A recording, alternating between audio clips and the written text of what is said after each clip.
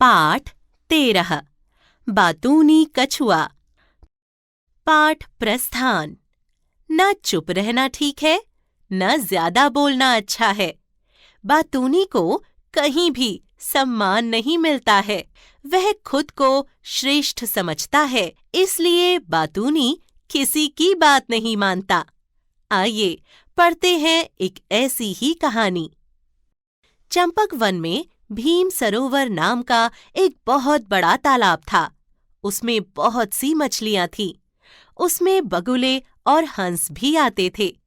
तालाब में रहने वाले किन्नू कछुए और 2 हंसों में बहुत दोस्ती थी। दिन भर तीनों तरह तरह की बातें किया करते थे। किन्नू बहुत बातूनी था। वह एक पल भी चुप नहीं रहता था।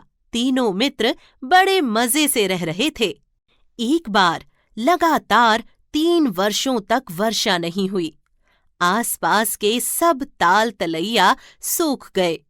भीम सरोवर भी सूखने लगा। अंत में वहां केवल कीचड़ भर रह गया।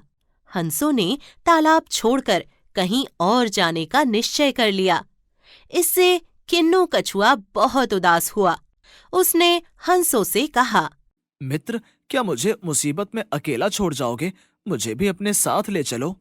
हंसों ने बहुत सोच विचार किया। उन्हें एक तरकीब सूझी। उन्होंने किन्नू से कहा, हम तुम्हें अपने साथ दूसरे तालाब में ले जाएंगे, पर तुम्हें चुप रहना होगा। कछुआ मान गया। हंसों ने एक लंबी लकड़ी ली। दोनों ने उसे दोनों ओर से अपनी अपनी चोंच में पकड़ लिया।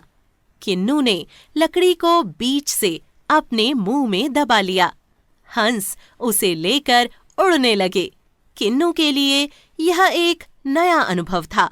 उसे इस तरह आकाश में उड़ना बहुत अच्छा लग रहा था।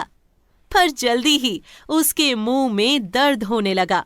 उसने सोचा, हंसों से यह बात कहूं, पर तभी उसे याद आया कि हंसों ने तो चुप रहने के लिए कहा है। अब वे जंगल से उड़ते हुए नगर के ऊपर आ गए थे। लोगों ने यह दृश्य देखा तो हंसने लगे। वे एक दूसरे को दिखा दिखा कर कहने लगे, देखो देखो, 2 हंस कोई गोल गोल खिलौना लेकर उड़ रहे हैं। यह सुनकर किन्नू को बहुत गुस्सा आया। उससे रहा न गया। उसने लोगों को बताना चाहा कि मैं खिलौना नहीं हूँ, मैं एक जीता जागता कछुआ हूँ। पर जैसे ही उसने बोलने के लिए मुंह खोला, लकड़ी उसके मुंह से छूट गई। वह धड़ाम से नीचे गिर पड़ा। उसके प्राण निकल गए। अज्ञात। हमने सीखा, मीठा बोलना, समय पर बोलना, बड़ों की बात मानना,